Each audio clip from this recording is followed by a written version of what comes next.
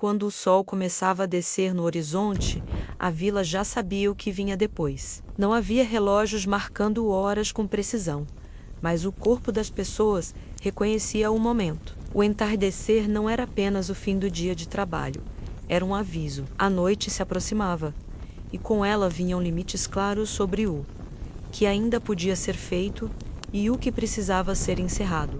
Os campos ao redor da vila iam ficando vazios aos poucos. Quem trabalhava fora voltava antes que a luz se tornasse fraca demais.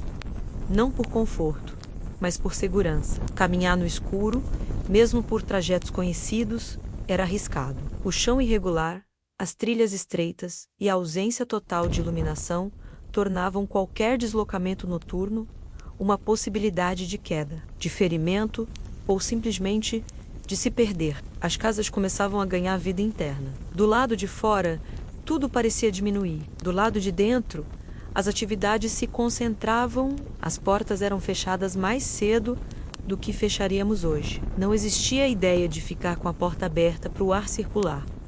À noite, a porta fechada significava proteção. Animais soltos, pessoas estranhas e até mesmo vizinhos embriagados podiam representar problemas depois que a luz desaparecesse completamente. Dentro de uma casa comum, uma nem rica, nem miserável, o fogo ainda estava aceso. O fogo era o centro da vida doméstica. Ele servia para cozinhar, aquecer, iluminar e, de certa forma, organizar o tempo. Enquanto o fogo estava forte, ainda era possível conversar, comer, fazer pequenos reparos ou terminar alguma tarefa simples. Quando ele começava a diminuir, a noite avançava junto. Já a refeição da noite não era elaborada. Geralmente consistia no que havia sobrado do dia ou em algo simples, preparado rapidamente. Pão escuro, algum caldo ralo, talvez legumes cozidos. Carne era rara para a maioria das pessoas e quando aparecia, não era diária. Comer à noite não era um momento social longo, era funcional. Ninguém prolongava esse tempo sem necessidade, porque cada minuto exigia mais lenha, mais vela, mais gasto. As crianças eram as primeiras a demonstrar cansaço, não porque dormiam cedo por regra, mas porque o dia começava muito antes do nascer do sol.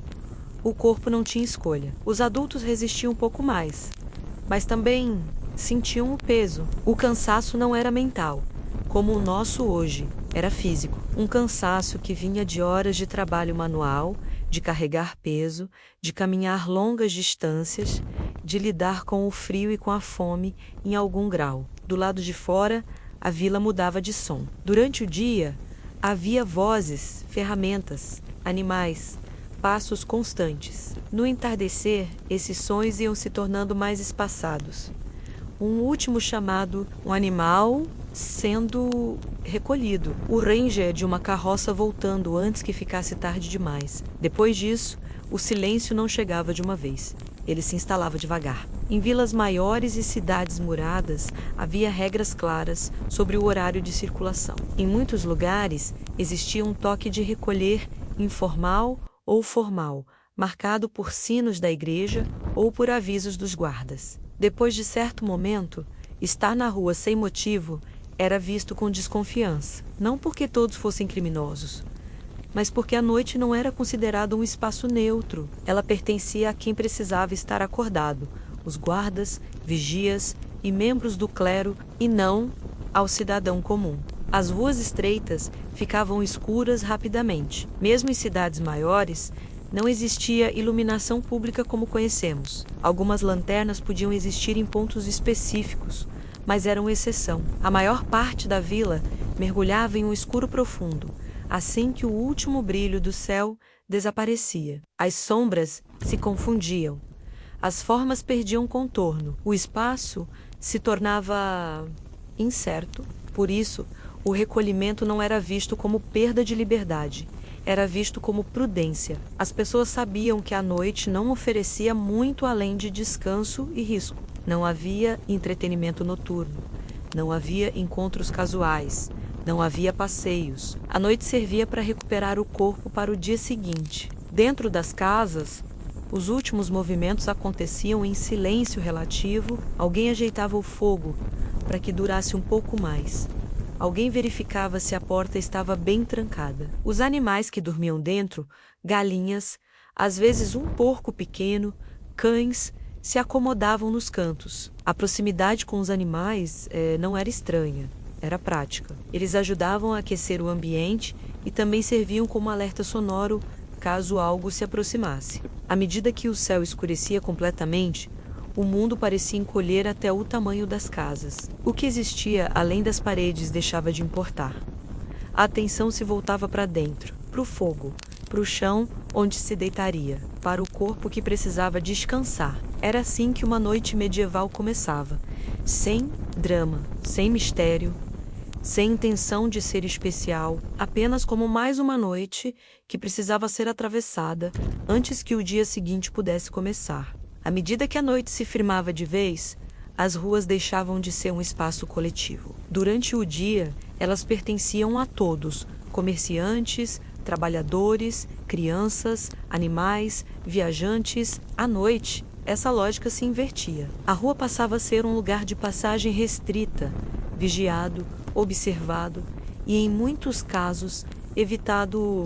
Em vilas pequenas, o controle era mais simples e informal. Os próprios moradores sabiam quando era hora de estar dentro de casa. Em cidades maiores, especialmente aquelas cercadas por muralhas, o controle era mais evidente. Os portões principais eram fechados em horários específicos. Uma vez fechados, não se abriam novamente, até a manhã seguinte, a menos que houvesse uma razão considerada urgente ou autorizada. Ficar do lado de fora depois desse horário não era apenas inconveniente, podia ser perigoso. Um viajante atrasado precisava encontrar abrigo antes do fechamento ou aceitar passar a noite fora das muralhas, exposto ao frio, aos animais e a possíveis assaltos. Por isso, quem conhecia a rotina da cidade planejava o dia para estar dentro antes do escurecer completo.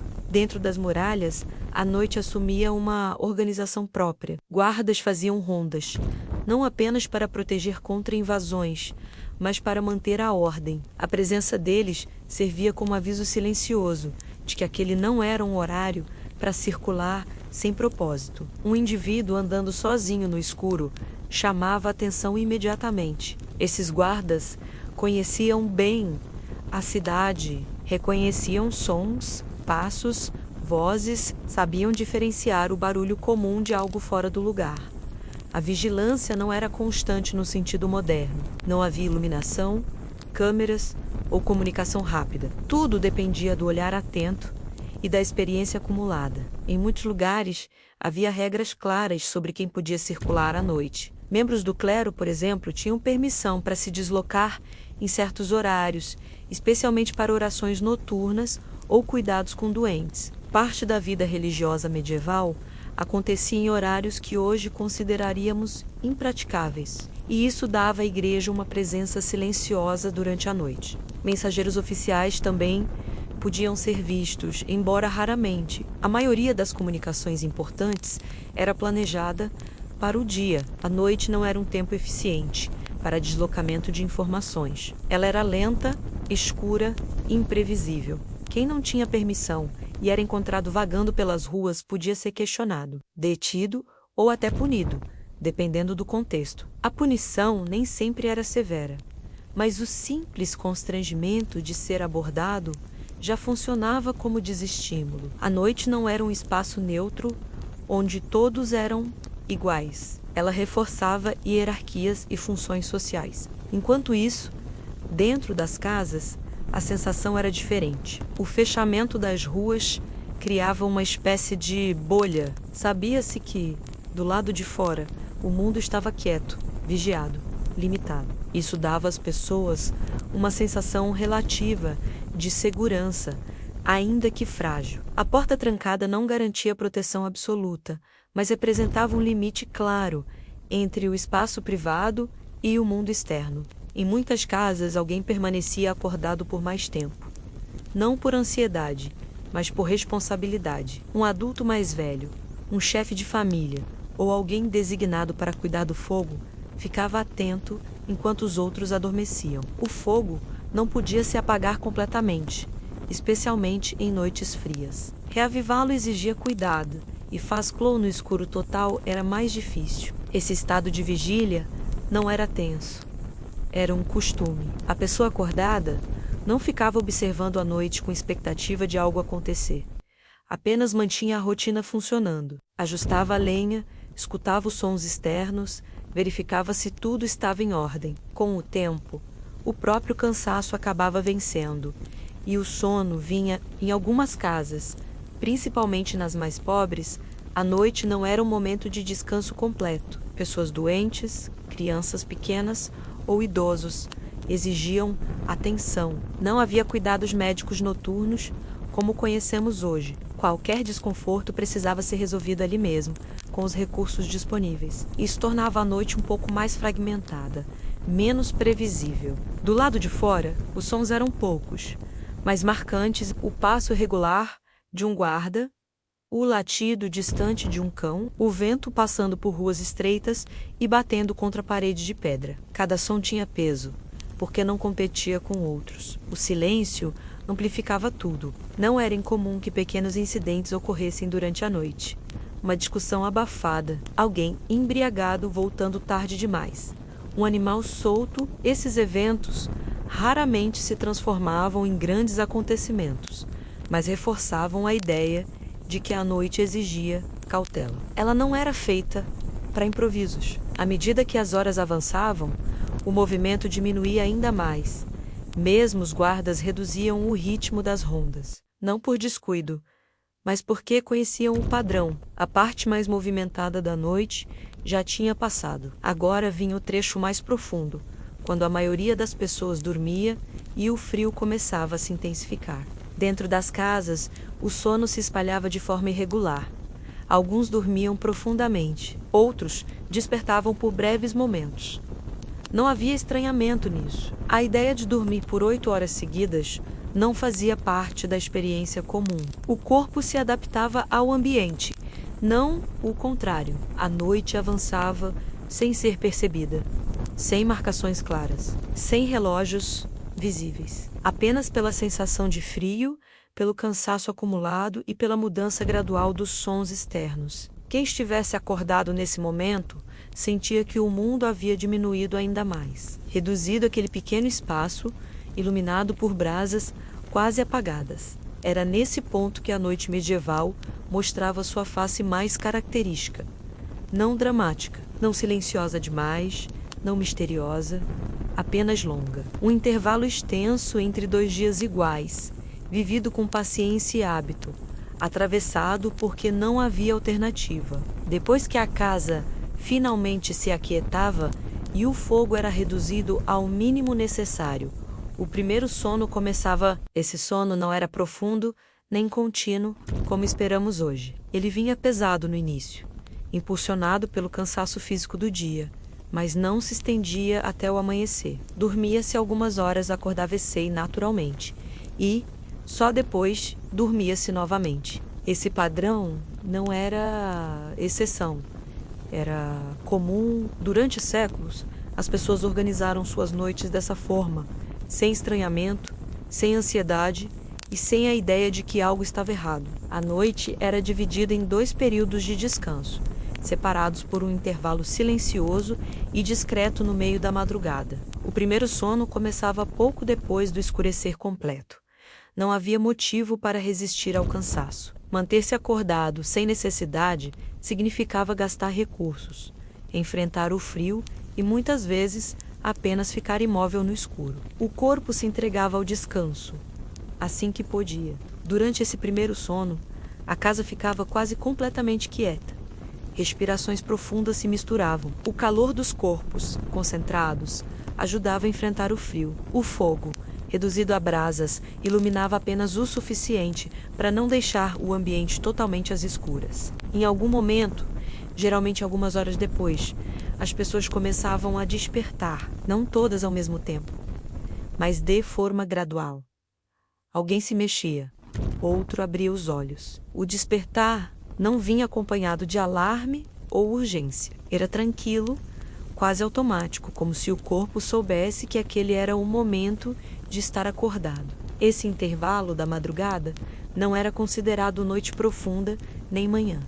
Era um espaço próprio, conhecido e esperado. Muitas pessoas permaneciam acordadas por algum tempo. Algumas ficavam sentadas perto do fogo, outras se levantavam para tarefas simples. Não era um momento de atividade intensa, mas também não era um tempo desperdiçado. Em muitas casas, esse intervalo era usado para orações. A religiosidade medieval não se concentrava apenas durante o dia. A madrugada era vista como um momento propício para a reflexão e para a conexão com o sagrado. Não havia longos rituais, mas pequenas práticas silenciosas, feitas quase automaticamente, como parte da rotina. Outras pessoas aproveitavam esse tempo para cuidar de pequenos afazeres, ajustar roupas, preparar algo para o dia seguinte, alimentar o fogo com cuidado. Em casas onde havia bebês ou doentes, esse intervalo era usado para verificar como estavam. A noite não suspendia responsabilidades, apenas as tornava mais lentas. Esse intervalo não causava inquietação. Ninguém se perguntava por que havia acordado. Ninguém tentava forçar o sono imediatamente. O corpo sabia que ainda havia mais descanso pela frente. Esse entendimento tornava o despertar tranquilo, sem pressa, para voltar a dormir. Do lado de fora, a cidade estava em seu ponto mais silencioso. As rondas dos guardas se tornavam mais espaçadas. O vento era mais perceptível. O frio atingia seu ponto mais intenso. Quem estivesse acordado nesse momento sentia claramente que estava no centro da noite. Algumas crenças da época associavam esse horário à maior vulnerabilidade espiritual. Por isso, certas orações eram feitas especificamente nesse momento, não por medo constante, mas por costume. A madrugada tinha um peso simbólico que o dia não tinha. Era o momento em que o mundo parecia mais distante, mais suspenso, depois de algum tempo, difícil de medir sem relógios. O segundo sono começava. Não era imposto, ele simplesmente vinha. O corpo voltava a se acomodar. As conversas cessavam. O fogo era ajustado uma última vez. O silêncio retornava, agora mais profundo. Esse segundo sono costumava ser mais leve, interrompido mais facilmente por sons ou pelo frio. Ainda assim, era suficiente. O descanso não era pensado em termos de quantidade de horas, mas de funcionalidade. Dormia-se o bastante para levantar e trabalhar novamente. Nem todos seguiam exatamente esse padrão. Em casas muito pobres, onde o frio era mais intenso e os recursos mais escassos, o sono podia ser ainda mais fragmentado. Em casas mais ricas, havia mais conforto, mais tecidos, mais lenha. Ainda assim, o padrão geral se mantinha. O importante é que acordar no meio da noite não era motivo de preocupação. Não havia a ideia de insônia como problema. Estar acordado fazia parte da noite. A expectativa de dormir sem interrupções durante longas horas simplesmente não existia. O frio era uma das principais dificuldades do descanso, especialmente durante os meses mais rigorosos. As casas não eram isoladas como hoje. As paredes de pedra mantinham umidade. As frestas deixavam o ar entrar. O chão devolvia o frio ao corpo durante toda a noite. As cobertas eram simples. Tecidos grossos, peles de animais, mantas usadas durante anos. Não havia troca frequente. Lavar tecidos era trabalhoso. Exigia água, tempo e esforço físico. Por isso, as mesmas cobertas eram usadas noite após noite, acumulando cheiros e marcas do uso contínuo. Isso não era visto como falta de higiene, mas como normalidade. As roupas também faziam parte do sistema de aquecimento. Muitas pessoas dormiam com parte das roupas do dia, especialmente as camadas mais externas, quando o frio era intenso. Despir-se completamente não fazia sentido em um ambiente onde a temperatura caía rapidamente durante a madrugada. O conforto estava ligado à proteção térmica. Não há sensação de leveza. A higiene noturna era limitada. Não havia banhos diários, muito menos à noite. A água fria, o esforço para aquecê-la e o risco de adoecer tornavam o banho algo raro. O corpo carregava o dia consigo para a noite. Suor, poeira, cheiros do trabalho, isso fazia parte da experiência comum. O olfato era mais tolerante do que o nosso hoje, acostumado a produtos e limpeza constante. Insetos também faziam parte da noite. Pulgas, piolhos e outros parasitas eram comuns, especialmente em ambientes onde humanos e animais dividiam o mesmo espaço. As pessoas lidavam com isso da forma que podiam, coçando, trocando de posição, tentando ignorar. O desconforto não impedia o sono. Ele era apenas mais um elemento a ser suportado. Doenças leves se manifestavam com mais força à noite. Tosse, dores no corpo, febre baixa. Sem medicamentos eficazes, o corpo precisava atravessar esses desconfortos praticamente sozinho. O descanso era a principal forma de recuperação. Por isso, a noite tinha também um papel terapêutico, ainda que limitado. Dormir era uma necessidade vital, não um luxo. Em casas onde havia pessoas doentes, a noite exigia atenção extra. Alguém precisava acordar para verificar se o estado não havia piorado. Não havia hospitais acessíveis para a maioria da população. O cuidado acontecia dentro de casa, com ervas, compressas simples e observação constante. A madrugada era o momento mais delicado, quando o corpo ficava mais vulnerável. O frio intenso da madrugada também afetava o fogo. As brasas se consumiam mais rápido. Manter uma chama mínima exigia cálculo. Lenha demais significava desperdício. Lenha de menos significava frio excessivo ao amanhecer. Esse equilíbrio era aprendido com o tempo. O controle do fogo era uma habilidade tão importante quanto qualquer outra. Mesmo com todos esses desconfortos, o sono vinha não porque as condições fossem ideais, mas porque o cansaço acumulado era maior do que qualquer incômodo. O corpo medieval estava adaptado a esse tipo de ambiente. O que hoje nos manteria acordados era naquela época apenas parte do cenário. Mesmo quando a noite avançava de forma tranquila, ela nunca era completamente neutra. As pessoas não iam dormir acreditando que nada poderia acontecer.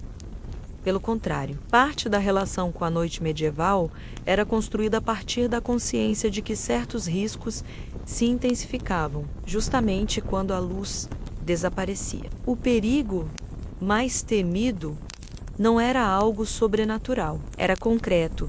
Incêndios, por exemplo, representavam uma ameaça constante. As casas eram construídas majoritariamente de madeira, com telhados de palha ou estruturas inflamáveis. O fogo, tão essencial para aquecer e cozinhar, também podia destruir tudo em poucas horas. Durante a noite, quando todos dormiam, um descuido pequeno podia se transformar em tragédia. Por isso, o controle do fogo, antes de dormir, era levado muito a sério. As brasas eram reduzidas afastadas de materiais inflamáveis e alguém costumava verificar mais de uma vez antes de se deitar por completo. Outro risco real era o de quedas e acidentes. A ausência de iluminação tornava qualquer deslocamento perigoso. Escadas internas, degraus irregulares, objetos espalhados pelo chão, tudo isso se tornava ameaça no escuro. Por esse motivo, levantar-se à noite não era feito sem necessidade. Cada movimento era calculado,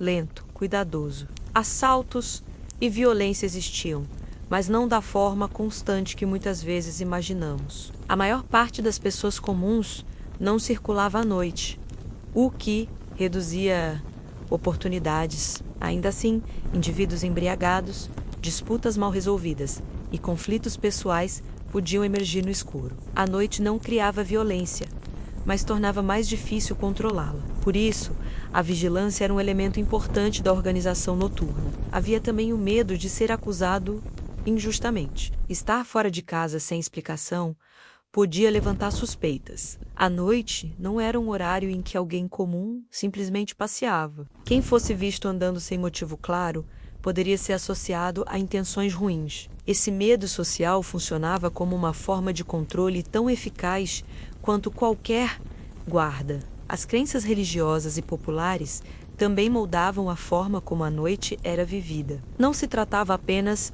de superstição vazia. A religião medieval organizava o mundo. Explicava o que não podia ser compreendido e oferecia uma estrutura para lidar com o desconhecido. A noite, sendo um espaço de menor visibilidade e maior silêncio, era naturalmente associada a provações espirituais. Muitas pessoas acreditavam que certos momentos da madrugada eram mais propensos a tentações, pensamentos ruins ou influências negativas. Não se falava disso o tempo todo, mas o costume existia. Orar antes de dormir, fazer o sinal da cruz ou repetir frases aprendidas desde a infância fazia parte da rotina noturna. Esses gestos não eram dramáticos, eram automáticos, incorporados ao hábito diário. Além disso, havia a ideia de que a noite enfraquecia o corpo. O frio, o escuro e o repouso prolongado tornavam as pessoas mais suscetíveis a doenças. Febres que surgiam à noite eram vistas com preocupação. Tosses persistentes, calafrios e dores no corpo ganhavam mais atenção nesse horário. Sem conhecimento médico aprofundado, a observação era o principal instrumento de cuidado. O medo da morte noturna também existia, especialmente entre os mais velhos ou doentes. Não porque a noite causasse a morte, mas porque ela era o momento em que o corpo ficava mais vulnerável. Dormir significava, em certo nível, entregar-se à inconsciência. Acordar no dia seguinte não era algo garantido, era apenas o esperado. Essa consciência tornava o ato de dormir algo mais sério do que para nós hoje. Mesmo assim, a noite não era vivida em constante tensão. O medo era administrado por meio da rotina. As pessoas sabiam o que fazer para reduzir riscos: fechar portas, controlar o fogo, não circular sem motivo, manter hábitos religiosos simples. A previsibilidade trazia segurança. Com o passar do tempo, à medida que a madrugada avançava, esses medos perdiam força, não porque desapareciam, mas porque o corpo cansado não conseguia sustentá-los. O sono acabava vencendo. A necessidade de descansar superava qualquer preocupação. A noite seguia seu curso, como sempre havia feito. A noite medieval não era um tempo de histórias heróicas, nem de acontecimentos extraordinários. Era um período em que a vida diminuía de intensidade para poder continuar no dia seguinte. O medo existia, mas não dominava. Ele era apenas mais um elemento do cotidiano, tratado com hábito e resignação. Em algum momento, ainda antes que o céu mostrasse qualquer sinal de luz, a noite começava a se desfazer. Não era um rompimento claro, nem algo que pudesse ser apontado com precisão. Era mais uma mudança sutil no ambiente, percebida primeiro pelo corpo e só depois pelos sentidos. O frio, que durante a madrugada parecia constante, começava a perder intensidade. Não porque a temperatura subisse de fato, mas porque o corpo, após horas de repouso, encontrava um novo equilíbrio. As pessoas se mexiam mais, alguém mudava de posição. Outro puxava a coberta de forma quase inconsciente. O sono já não era tão profundo quanto no início da noite. Dentro das casas, os primeiros sinais de movimento apareciam sem ruído. Um adulto mais acostumado à rotina despertava antes dos outros. Não havia despertador, mas havia hábito. O corpo reconhecia que o dia estava próximo. Permanecer deitado por muito tempo depois desse ponto significava atrasar o trabalho que esperava do lado de fora. O fogo, que havia sido mantido apenas em brasas durante a madrugada, precisava ser reacendido. Isso era feito com cuidado. A chama não surgia rapidamente. Exigia paciência, madeira seca, atenção. Esse gesto marcava simbolicamente o retorno do dia. O fogo voltava a crescer, iluminando o espaço com mais clareza do que havia feito durante toda a noite. Aos poucos, os outros membros da casa despertavam. Não havia pressa nem alarde. O despertar era gradual, silencioso, quase respeitoso, com o cansaço que ainda permanecia no corpo. Crianças se mexiam primeiro, depois voltavam a dormir por alguns instantes. Adultos se sentavam, esfregavam o rosto, ajustavam roupas que haviam sido usadas também como coberta. Do lado de fora, A vila ainda estava escura, mas já não completamente silenciosa. Um animal se movia, um passo distante ecoava. Um som conhecido surgia, indicando que alguém já estava acordado. Esses pequenos ruídos não anunciavam o dia, apenas confirmavam que a noite estava terminando.